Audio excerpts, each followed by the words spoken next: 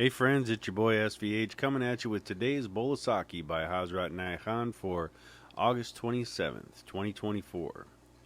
The soul of Christ is the light of the universe. The soul of Christ is the light of the universe. So, I love this one. I actually do. I grew up in a pretty strict Christian home, and Christianity was the faith that really where I had my first experience of God, the reality of God. Right at an altar call at 8 years old, I felt this tug in my heart of the Holy Spirit calling me forward, and and became accepted Christ as you do in that faith and religion, and became a Christian at the young age of 8. And over the years, I had some experiences that made me question the validity of the religion itself, but never of Christ or Christ's teachings or what Christ stood for and brought to this world.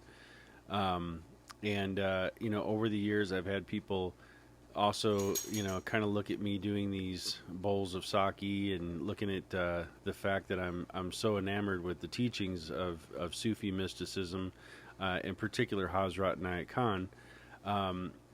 I think people confuse that that love of these teachings for a replacement for Jesus in my life, and that's never been the case. I've had people go as far as to say that I have to put all this aside and walk the path of Jesus, and that I have to put all this aside because this is all wrong and twisted and all these types of things. But I know that to not be true for me anyway. I know that my reality is seated in the soul of Christ being the light of the universe. And here it is, in Hazrat Inayat Khan's teachings. When you think of the soul of Christ as the light of the universe, what does that really mean, right? Christ came as a light in a dark time to illuminate souls and to raise them from their slumber and their asleepness, right, and awaken them to a reality that they too are children of God, that they too are sons and daughters of God Himself, or itself, or herself, however you look at that. But the soul of Christ is the light of the universe. So it's the soul that came into carnation in this plane of existence that was here to bring forth that light of the universe, that understanding that we too can be sons and daughters of God in a way that Jesus was, in a way that Christ was, in having that Christ consciousness, that higher awakening of divine energy and understanding and knowledge and wisdom, which eventually becomes, divine power. It becomes spiritual power. And all the miracles and the wonders that were done in Jesus' time were all part of this realization that he had, that we are that connected, that we are closer to God than our jugular vein. And these are some of the truths that he taught. But over time, of course, man comes in and takes things and distorts them and moves them around and changes them, and shifts a couple words to mean something different or gives a different translation. And over the years, it becomes a very different understanding of what it was that Christ was here to do, right? So those are some thoughts that I have before I get into the commentary here. But the soul of Christ is the light of the universe. And Murshid goes on to say, truth is the soul of religion. When Jesus came to earth, he did not say, I have brought you a new religion, never heard of by you and your ancestors. He said he had come to give a new law. No, he said he had not come to give a new law, but to fulfill the law. In other words, I have come to continue giving you that which you have received before and have not understood. Because all of these truths are inherently born in us. We just don't realize them, or by conditioning or other things that we do to cover and veil ourselves from the reality, is where we fail to understand and we forget, right?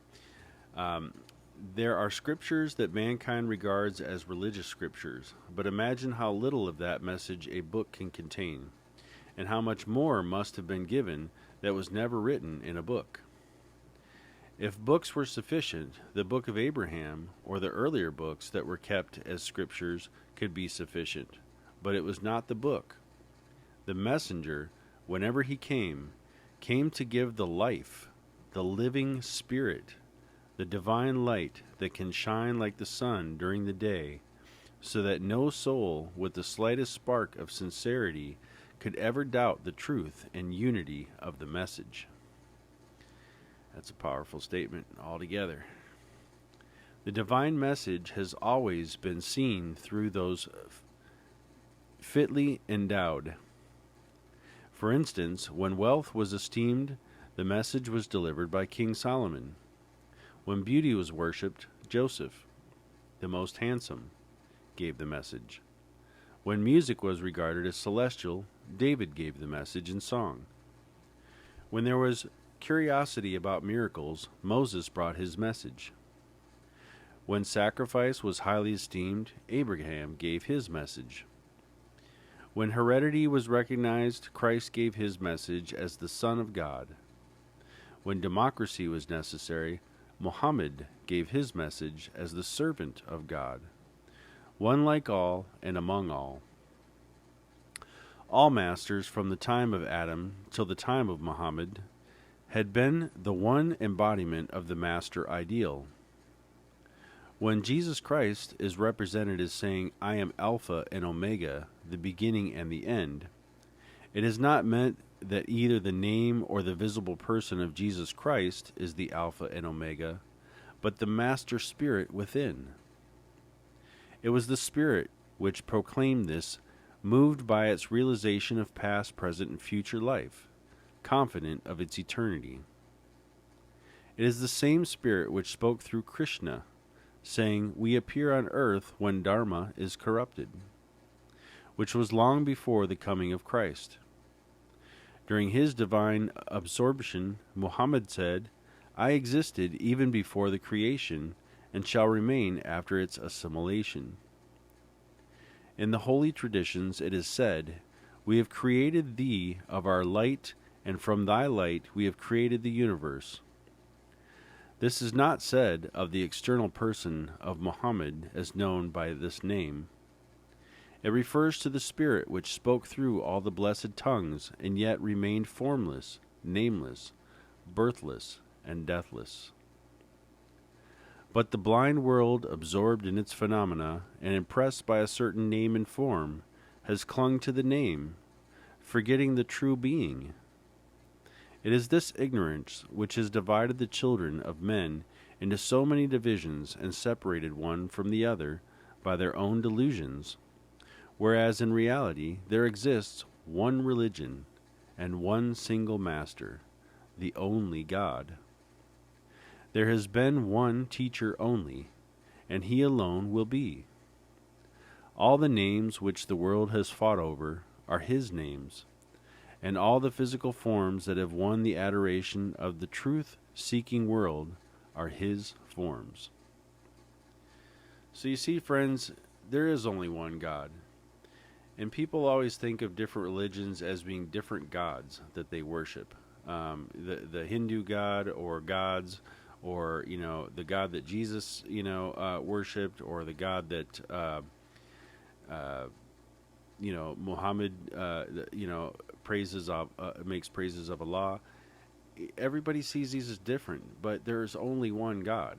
And every religion really acknowledges that. Yet the people that follow the religion seem to forget that everything is one and that everything is connected and there's nothing different. Jesus' message was not different than the other messengers that came before him or those that came after him. But he is one of the revered masters that everyone really looks to as that light of the universe coming through his soul. So, we're blessed to have his his teachings and his presence and all of those things in our lives if we don't distort what it means and how to utilize it, and we don't use it to shame other people or to put other people down or to say that our religion or thought is superior. Religion is inferior to the reality and the truth of the oneness of God. So religion is just totally unnecessary and unimportant. Other than it's needed for some people to discover God and just to discover the reality of things. They need that specific message in that way, and they need to be part of an organization that all kind of feels the same and coalesces on a singular point of view. And for some that really works, but the message of God is timeless, it's limitless, and it doesn't belong to any religion. No, it belongs to you. It belongs to all of us, because it belongs to God, and we are part of God, and we are one with God, and nothing is separate, nothing is different, other than what we see in our mind is different, right? The differences that we create. So just some thoughts on today's bowl of sake. One very dear to my heart, believe it or not. And that's all I got for you today. So I'll be back again tomorrow with another bowl of sake.